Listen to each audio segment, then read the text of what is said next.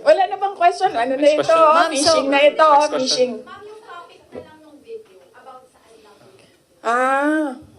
It's not Next question na. Cut. Maraming salamat. Next question, Jason. So, sa tingin mo ba, VP, instead yung sinasabi nilang, sorry, JC, sorry, Your Honor, dapat hindi ko ma-recognize. So, ang sinasabi mo, VP, imbes yung sinasabi nilang you're making diversionary tactics, ikaw yung nagiging diversionary Ako yun. tactics nila Ako yun.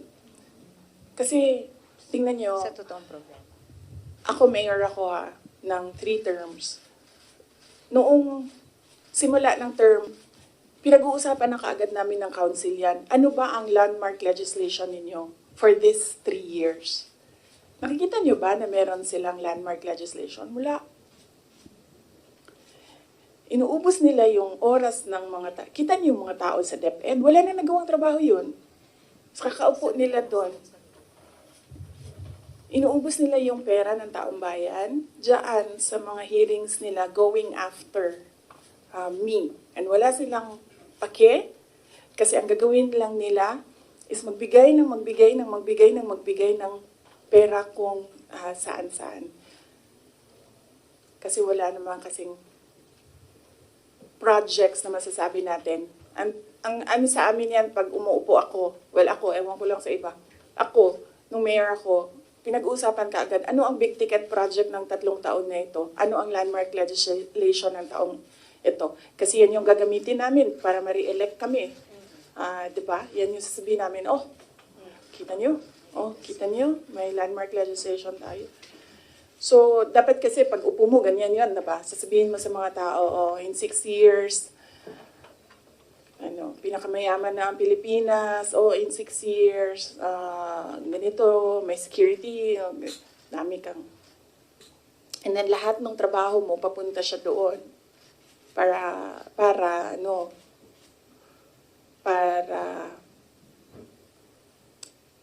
pag-alis mo, nakikita ng mga tao yung trabaho for the past 6 years.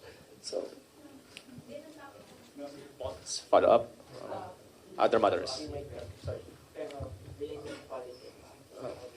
oo, okay lang kasi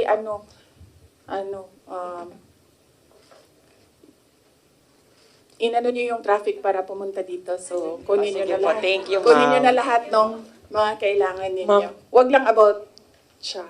Okay. Okay. Pangalanan natin siya.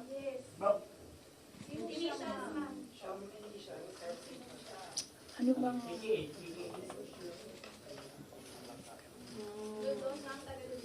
Wala pa akong... Actually, wala akong code name para sa kanya eh. Sinasabi ko diretso yung pangalan niya kapag ginalibak na ko siya.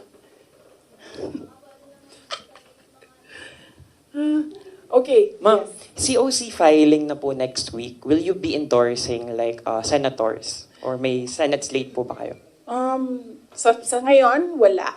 Wala akong Senate slate, wala akong senators. Kasi nga sabi ko, nakatutok kami defending the office of the Vice President.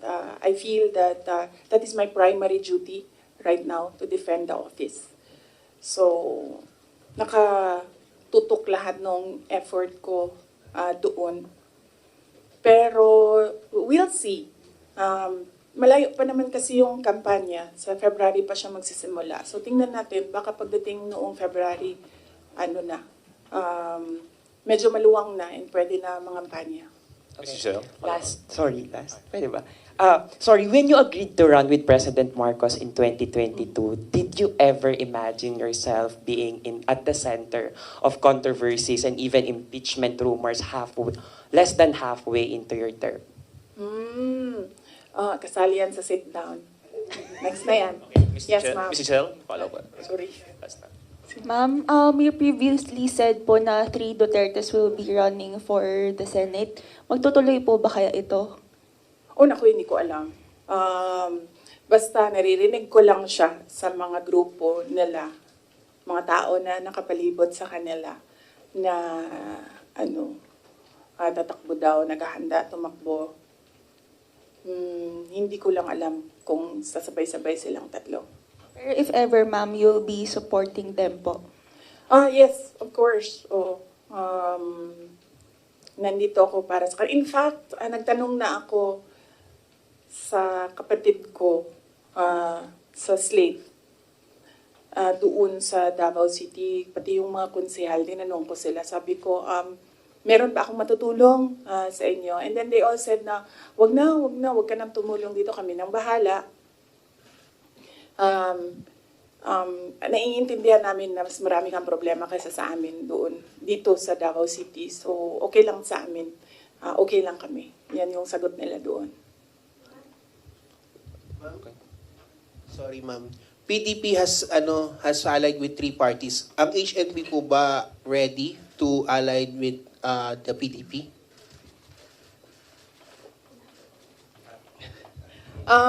Wala pa kaming discussion na mag-alliance with PDP.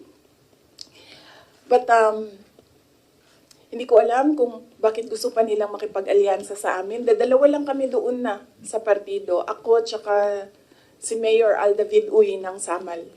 Kami na lang dalawa na nandoon sa partido. Sa HNP, yes.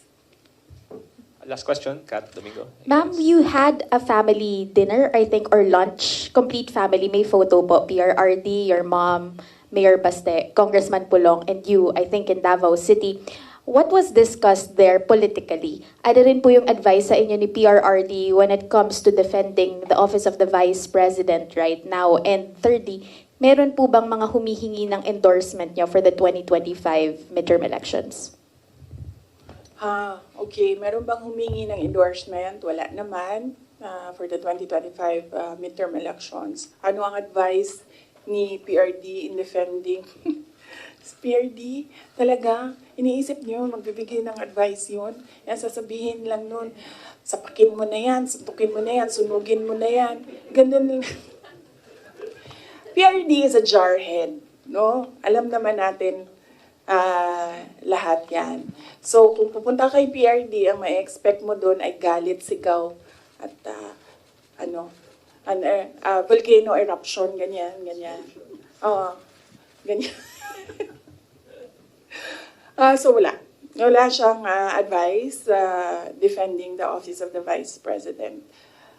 Ano pa ba yan? Nag-discuss ba kami ng political?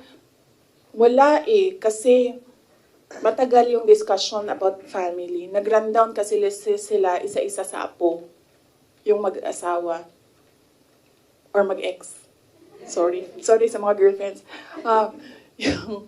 Nag-rundown sila sa mga apo. So, inisa-isa nila from the eldest apo, anong nangyayari, anong ginagawa, and then sunod na apo. So, lahat ng parent sumasagot.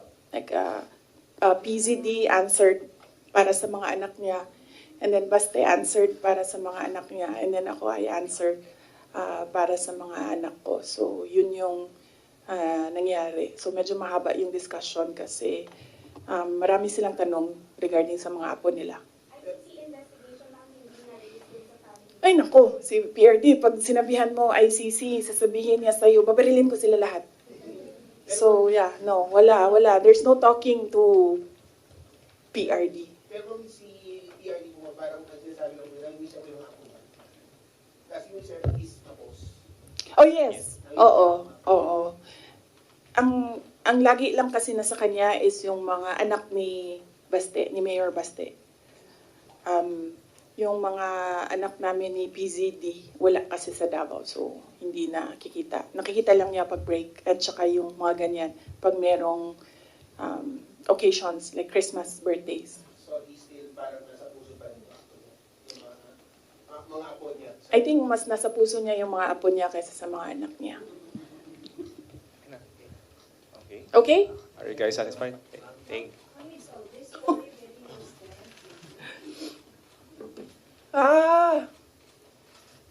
Wala naman kasi talaga akong ginawang mali. Pero kung sa tingin nila meron man, dalhin nila kung saan, dalhin nila sa impeachment, dalhin nila sa korte, sasagutin namin.